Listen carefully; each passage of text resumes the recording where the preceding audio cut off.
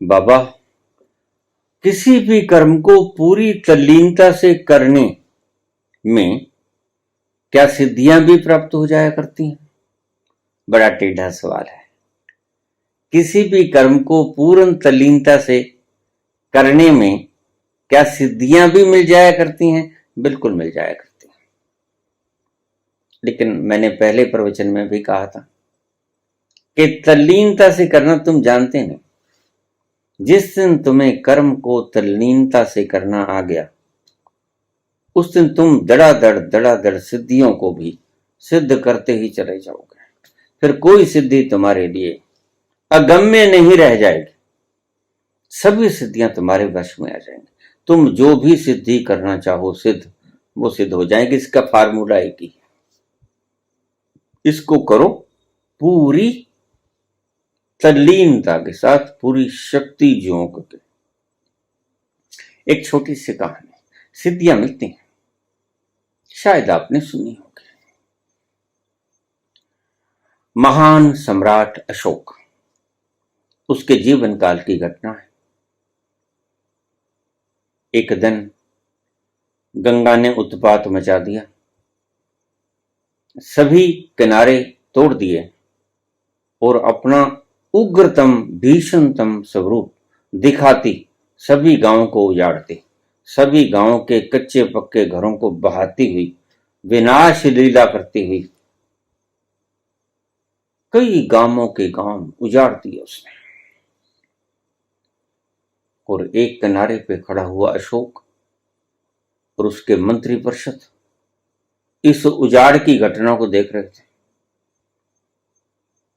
बहुत भारी प्रलंकारी दृश्य, जैसे साक्षात काल का रूप गंगा ने धारण कर लिया। इतनी उदंडता से, प्रचंडता वेग से वह बही जा रही थी, बाढ़ की तरह भीषण आवाज और भीषण तेजी के साथ कि गांव के गांव उसने तबाह कर दिया। खबर मिली सम्राट अशोक को। सम्राट अशोक अपने मंत्रियों को साथ लेके दूर खड़ा हो गया, सारा दृश्य देख रहा था और दुखी भी हो रहा था। मेरे राज्य में कितने ग्राम उजड़ गए, लोग बाग भी मर गए, छोटे बड़े बच्चे बीमार हो गए, कुछों की अकाल मृत्यु भी हो गई, बड़ा नुकसान हुआ। घर का सामान बीच में ही बहाव में आ गया, टूट फूट गया, कुछ न बचा। इस प्रलंकारी बाढ़ में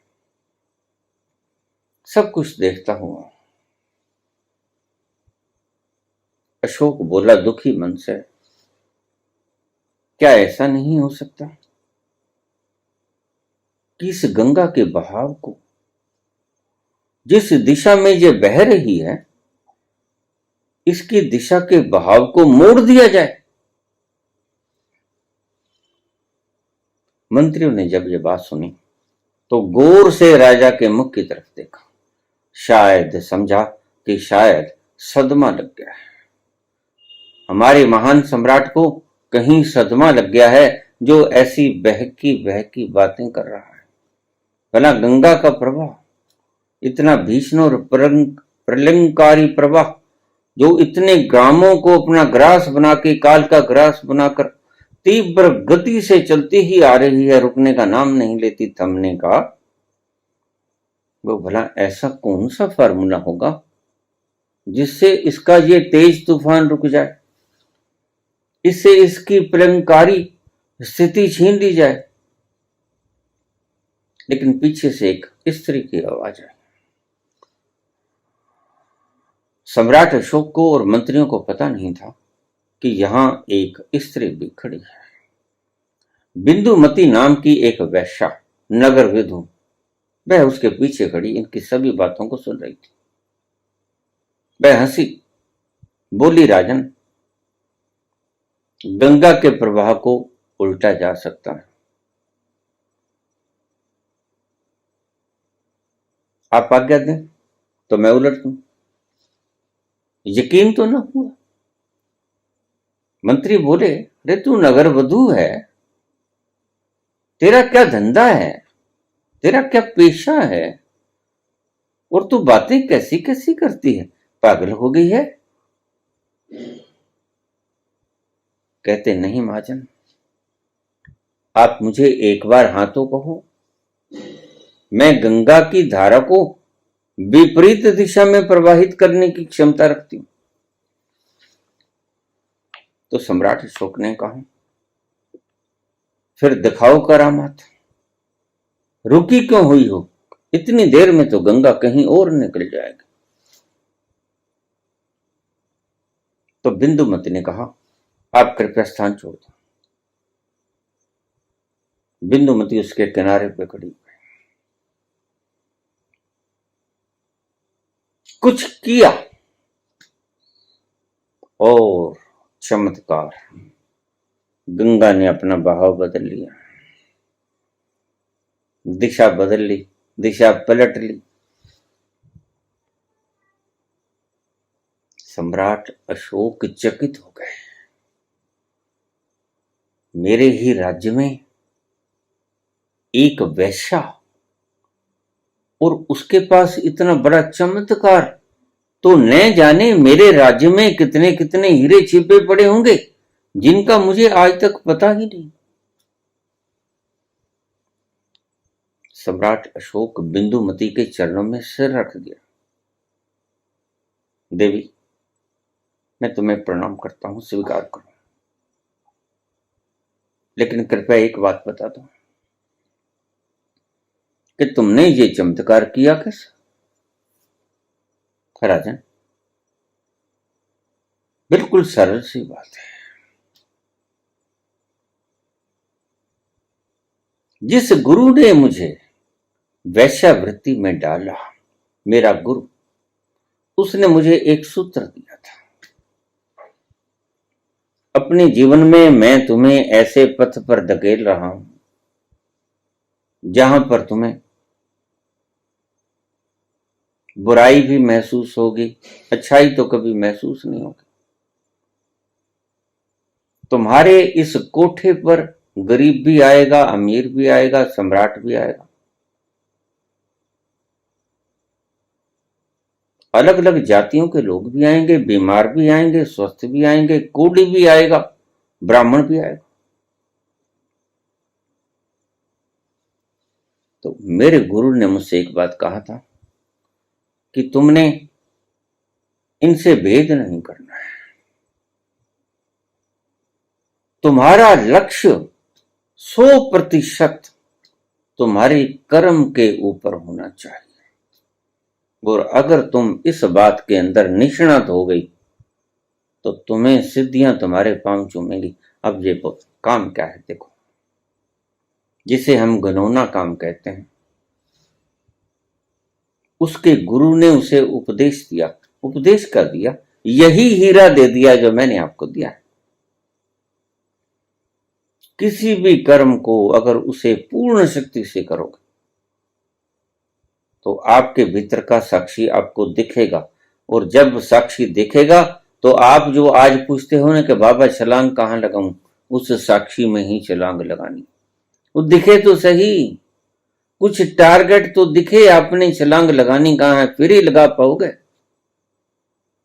तो जैसे ही आपको साक्षी दिखा, फिर आपसे रहा नहीं जाएगा, आप उसमें कूद जाओगे। इतना शानदार रस है वो, आप जल्दी से उसमें कूद जाओगे हिम्मत करके। तो जैसे ही तुम साक्षी में कूदे, जो व्यक्ति साक्षी तक पहुंचा, सारी सिद्धियां उसके पांव में आके लिट जाएंगी, और उसी अवस्था में जाकर नानक बोलते हैं, जो मांगूं ठाकुर अपने ते, जो मांगूं ठाकुर अपने ते, सोई सोई देवे। जो मांगूं ठाकुर अपने ते, सोई सोई देवे। सभी सिद्धियां तुम्हारे चरणों में लोटपोट हो जाएंगी। जैसे ही तुमने साक्षी के भीतर छलांग ली, दिखना चाहिए। पहली बात, दिखेगा कैसे? अपनी पूरी शक्ति किसी भी कर्म में उड़ेल दोगे। कर्म की शुद्धि अशुद्धि का ख्याल मत करना, मैंने पहले ही आपको कहा किया। कर्म के भीतर डूब जाना, सारे के सारे डूब जाना, 1% का 100वां हिस्सा भी मत बचाना। और जैसे ही आप पूरे के पूरे उसमें तलीन हुए, आप फुर्र हो गए। और बाकी जो बचा, क्योंकि बादल फुर्र हो गए तो साक्षी को वो बादल ही ढक रहा था, तो आपको साक्षी अपना भीतर बैठा नजर आ जाएगा और आप उसमें कूद जाना। और जैसे ही आप साक्षी में कूद जाओगे, सारी सिद्धियां साक्षी के पास ही। उसी तल पे जाके बोलते हैं बाबा नानक। इस भजन के द्वारा बाबा अपने स्थान को बता रहे हैं कि अब मैं उस स्थान पे हूं जहां मैं जो भी मांगू वो मुझे मिलेगा। और साक्षी ही वो स्थान है, आपके भीतर बैठा ही साक्षी वो ऐसा स्थान है कि वहां जाकर आप जो भी कुछ मांगोगे तत्क्षण हाजिर हो जाएगा। जो कल्प वृक्ष की बात आपने शास्त्रों में सुनी होगी, स्वर्ग में रहता है कल्प वृक्ष का पेड़। स्वर्ग कहां है? साक्षी ही स्वर्ग है। और कल्प वृक्ष का राजा है इंद्र, स्वर्ग का राजा है इंद्र, और उसमें है कल्प वृक्ष। जब आप अपने साक्षी के पास पहुंच जाओगे, आपकी इंद्रियां आपकी गुलाम हो जाएंगी, यानी कि आप बन गए इंद्र, इंद्रियां आपकी गुलाम। आप अपने इंद्र के पास पहुंचे, अपने साक्षी के पास पहुंचे, और आपकी इंद्रियां आपकी बन गई गुलाम, आप बन गए इंद्र। और उस स्वर्ग के भीतर, वहां बड़ा स्वर्ग है। मैं कितनी बार कहता हूं, वहां खुमारी का समुद्र है, वहां मस्ती का आनंद से झूमता हुआ मनमोहक वातावरण है। सुगंधी के फूल तरह तरह के खिल रहे हैं। आनंद और बहार की मेले वहां हर वक्त लगे रहते हैं। और जैसे ही आप वहां प्रवेश करते हो, उसे ही स्वर्ग कहते हैं। स्वर्ग कहीं भौगोलिक जगह पे विद्यमान नहीं है, उसको ढूंढने की चेष्टा मत करना। पुराणों में जो गपोड़ लिखे वेद व्यास के द्वारा, कोई स्वर्ग और नर्क नहीं है। अगर स्वर्ग नर्क कहीं दूर होता तो नर्क यहां हॉस्पिटल में भोगा जाता, और स्वर्ग यहां राजगद्दियों में, या स्वर्ग यहां अपने आत्मा में स्थित होकर बुद्ध जैसा व्यक्ति भोगता है, महावीर जैसा व्यक्ति भोगता है, कृष्ण जैसा व्यक्ति भोगता है। मीरा नाचते नाचते भोगती है, चैतन्य नाचते नाचते भोगते हैं, नानक गाते गाते भोगते हैं, कबीर भी गाते गाते पहुंचते हैं उस स्वर्ग में जिसकी बात आप करते हो, जो अपने अंतस में ही स्थित है। और स्वर्ग में कौन है? कल्प वृक्ष। और कल्प वृक्ष का क्या फायदा है? कल्प वृक्ष के नीचे बैठकर हम जो भी कह देते हैं कि हमें वो चीज हो जाए, वो मिल जाए, वो मिल जाए, वो मिल जाती है। और इसी कल्प वृक्ष के नीचे बैठकर, इसी स्वर्ग के आनंद में झमाझम बारिश के बीच में बाबा नानक बैठ के कहते हैं, जो मांगू ठाकुर अपने ते सोई सोई देवे। ये यहां के स्थिति का वर्णन कर रहे हैं, बाबा यहां पहुंच गए। बाहर की तलाशियों को बंद कर दो। बाहर की तलाशें मुशक्कत मांगती हैं बहुत ज्यादा, और भीतर की तलाशें मुशक्कत नहीं मांगती, आपका अहंकार मांगती हैं, आपका सिर मांगती हैं। और सिर देना बड़ा आसान भी है, बस आपकी मृत्यु का भय आपको सिर देने नहीं देता, ये बात जुदा है। तो मैं कहता हूं, सिर्फ अगर मृत्यु से पार पा जाओ, अगर मृत्यु के भय से मुक्त हो जाओ, तो आप उस स्वर्ग में फौरन कूद जाओगे, आप अपने साक्षी में फौरन उतर जाओगे। और वो स्वर्ग के भीतर ही सारी सिद्धियां मौजूद हैं। स्वर्ग के भीतर ही कल्प वृक्ष है, जो मांगोगे वही मिलेगा। और कल्प वृक्ष में क्या है? ये ठीक चीज बिल्कुल ठीक लिखी है, लेकिन उसके क्षेत्र, भौगोलिक क्षेत्र गलत लिखे हैं। भौगोलिक क्षेत्र नहीं है। प्रत्येक व्यक्ति के भीतर ये स्वर्ग है, प्रत्येक व्यक्ति के भीतर ये कल्पवृक्ष है, प्रत्येक व्यक्ति के भीतर ये साक्षी है। आप उतरते नहीं, बात जुदा है, वो आपकी स्वतंत्रता है। तो आपने पूछा कि बाबा साक्षी तक जाने में सिद्धियां भी मिल जाती हैं, जो चाहोगे वही मिलेगा। ये बात जुदा है कि तुम सिद्धियों से काम लेते लेते तुम थक जाओगे, सिद्धियां नहीं थकेंगी और तुम नाक मोड़ लोगे। मैंने भी ऐसा ही कुछ किया जीवन के प्रथम चरण में, जब मैंने पहले 700 सिद्धियों को सिद्ध किया। बहुत साल तक मैंने ये मदारीपना किया और बहुत से लोग मेरे इस मदारीपने के आज भी साक्षी। मैं इसे मदारीपन ही कहता हूं। क्यों? क्योंकि इसमें सुख नहीं है। मदारीपन में दिखावा तो है, सुख नहीं है, सच्चा सुख नहीं है। भटक जाते हो, जहां आप जाकर भी ठहर नहीं पाते, यहां जाकर भी वापस संसार में मुड़ आते हो। तो बिंदुमती के पीछे यही कला थी, यही कला कि आप अपने कर्म को बिना किसी भेद बुद्धि के, कर्म के ऊपर ध्यान, कर्म में पूरी इंटेंगलनेस, कर्म में अपनी सारी शक्ति, जो तुम्हारा धंधा है, जो तुम्हारा पेशा है, बस उसी में ही अपना सारा ध्यान बंटा देना। ध्यान को परिवर्तित मत करना। सामने कौन है, सुंदर है, असुंदर है, रंग क्या है, काला है, गोरा है, स्वस्थ है, कोढ़ी है, तुम मत देखना। मेरे गुरु ने, बिंदुमती कहने लगी, मुझे यही एक उपदेश दिया था कि तुम इस कृत्य में मैं तुम्हें डाल रहा हूं, लेकिन एक सूत्र भी मैं तुम्हें दे रहा हूं, जिससे हर घड़ी तुम्हें उस पल पल का आनंद मिलेगा। क्योंकि अगर तुमने ये फार्मूलेशन आजमा ली तो तुम कितना भी घिनौना कृत्य कर रही हो, अपने स्वभाव में बैठकर निरंतर मगन रहोगे।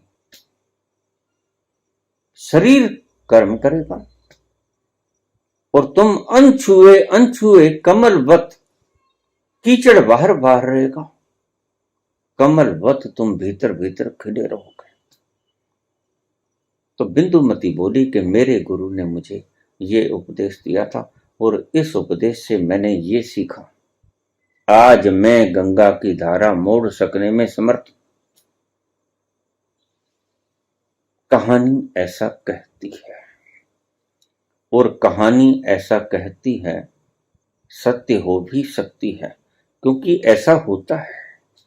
जो व्यक्ति अपनी साक्षी में उतरता है, उसे सिर्फ मात्र संकल्प ही करना होता है और उसके संकल्प मात्र से वो सब होता है जो आपकी दवाइयां ना कर पाए, जो आपकी प्रार्थना ही ना कर पाए,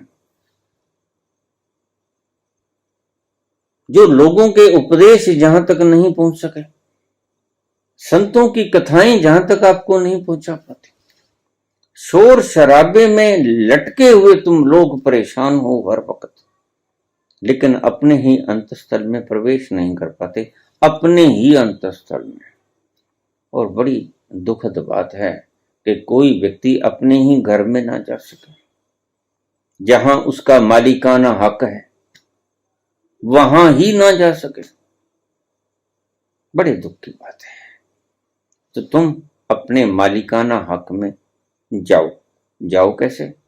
जो भी आप नित्य प्रति कर्म करते हो, ऑफिस का काम है, कोई दुकान का काम है, कोई बिजनेस है, कोई हाउस होल्ड वाइफ हो, घर को संभालती हो, बच्चों को पालती हो, रोटी फुल्का दाल बनाती, सारी की सारी शक्ति उसमें इन्वॉल्व कर दो। फिर आप रिजल्ट देखना, परिणाम देखना क्या निकलता है। जिस दिन आपने एक दिन कभी चूकोगे, बहुत बार चूकोगे, मैं समझता हूं इतना आसान नहीं, जितना आसानी से मैंने कह दिया उतना आसानी से तुम कर पाओ ये असंभव है, उतनी आसानी से तुम कर नहीं पाओगे। लेकिन धीरज रखना, आज कमी रह गई कोई बात नहीं, काम तो सारे दिन ही करना है। और कर्म कोई भी हो, बदल बदल के तुम कर्म करोगे सारे दिन। कभी खाना बनाओगी, कभी खाना खिलाओगी, कभी बच्चे को नहलाओगी, कभी बच्चे को स्कूल भेजोगी, कभी झाड़ू बुहारी निकालोगी, कभी फर्श धोओगे, कभी पेंसिल लेके अपने ऑफिस में कलम चलाओगे, कभी कंप्यूटर के ऊपर हाथ चलेंगे, कभी दुकान पे बाबा नानक की तरह तराजुओं पे चीजें तोलोगे, और कभी बही खाते करोगे। कुछ तो करोगे ही, लेकिन जो भी कुछ करो पूरी तल्लीनता से करना, पूरी तल्लीनता से करना। ये मैंने आपको एक सूत्र दे दिया, और जिस घड़ी आप पूरी तल्लीनता से एक काम भी कर गए, एक काम भी, उस घड़ी आपको उत्तर मिल जाएगा जो प्रश्न आपने पूछा है। जो प्रश्न आपने पूछा कि बाबा क्या ऐसा प्रयोग करने से सिद्धियां भी मिल जाती हैं? सिद्धियां तो मिल ही जाएंगी, सिद्धियां कोई बहुत बड़ी बात होती नहीं। असल में तो चमत्कार होता है स्वयं का मिल जाना, अपने आप तक पहुंचना बड़े से बड़ा चमत्कार है। सिद्धियां वगैरह तो बाहर की चीजें हैं, उनसे आज नहीं कल उगता जाओगे। तो आपने जो पूछा, सिद्धियां तो मिलेंगी, साथ में स्वर्ग भी मिलेगा, क्योंकि वो स्वर्ग उस साक्षी में ही विद्यमान है। वह स्वर्ग और कल्प वृक्ष उस स्वर्ग में विद्यमान है, और वह इंद्र उस साक्षी में विद्यमान है। साक्षी इंद्र है। साक्षी से सभी इंद्रियां शक्ति लेती हैं, और जब इंद्र उन्हें शक्ति ही नहीं देगा तो इंद्रियां काम कैसे करेंगी और बगावत कैसे करेंगी जब वो मालिक बैठा है। तुम असल में इंद्र हो नहीं, तुम गुलाम। इंद्रियां तुम पे हावी हैं, इंद्रियां तुम्हें नचाती हैं, जबकि मालिक तुम हो। और बड़े अफसोस की बात है कि इंद्रियां तुम्हें नचाती हैं, इंद्रियां इंद्र को नचाती हैं। ये सबसे शर्म वाली बात है। तुम्हारी इंद्रियां तुम्हारे कहने में नहीं है, इंद्र के कहने में इंद्रियां नहीं है, बस यही शर्म की बात है। लेकिन जैसे ही तुम अपने आपे में पहुंचे, जहां तुम इंद्र की तरह बैठे हुए हो, अपने स्वर्ग में पहुंचे, जहां तुम्हारे पास उस स्वर्ग में कल्प वृक्ष है, तो तुम जो चाहोगे वो हो जाएगा। फिर मन तुम्हारा गुलाम रहेगा, फिर इंद्रियां तुम्हारी गुलाम रहेंगी, फिर तुम जितना चाहोगे शरीर को खाना दोगे। शरीर लपालप जीभ नहीं चलाएगा कि अब मुझे वो चलो, बल्ले पकौड़े चलो, अब मुझे ये पिज्जा खिला दो, ये चाइनीज वो चला दो, बर्गर चला दो, वो चला दो, ये नहीं चलाएगा। चलो फिल्म देख के आओ, चलो, ये सब रुक जाएगा। ये खेल तमाशा जो इंद्रियां कर रही थी तुम्हारी गैर हाजिरी में, सब रुक जाएगा। जैसे ही तुम हाजिर हुए, तुम हाजिर कैसे होगे? साक्षी में उतर गए। जैसे ही तुम हाजिर हुए अपने स्थान पर, तुम इंद्र बन गए, और जैसे ही तुम इंद्र हुए तो तुम इंद्रियों के मालिक हो गए। फिर इंद्रियों को शक्ति डिस्ट्रीब्यूट करने का आपके पास अधिकार है। फिर इंद्रियां आपसे बाहर नहीं होंगी। आप जैसा इंद्रियों से जो कर्म लेना चाहोगे वही कर्म करेंगे। इंद्रियां आपसे बगावत नहीं करेंगे। इंद्र का यह मतलब होता है, स्वर्ग का यह मतलब होता है, यहां कोई दुख नहीं, सभी प्रकार के सुख वहां नसीब हैं। और तीसरा, वहां तुम जो चाहोगे वो हो जाएगा, हालांकि चाहोगे नहीं, क्योंकि जिसे इतना सुख है उसकी चाहत खो जाएगी। चाहत तुम करते ही इसलिए हो कि तुम दुखी हो और तुम सुखी होने का प्रयास करते हो। तुम्हारा सुखी होने का प्रयास ही चाहत के रूप में उभरता है। जब तुम सुखी ही हो गए तो चाहत काहे की? चाहत समाप्त हो जाती है। लेकिन वैसे तुम्हारी नॉलेज के लिए मैं बता दूं कि उस स्थल पर जाकर बाबा नानक बोलते हैं, जो मांगू ठाकुर अपने ते सोई सोई देवे। तुम भी जो मांगोगे वहां मिलेगा। ये बात जुदा है कि तुम्हारी मांगने की इच्छा नहीं होगी, क्योंकि तुमने जो चाहा था वह मिल गया। सुरत कलारी भई मतवारी, सुरत कलारी भई मतवारी, मदवा पी गई बिन बोले, मदवा पी गई बिन तोले, मदवा पी गई बिन बोले,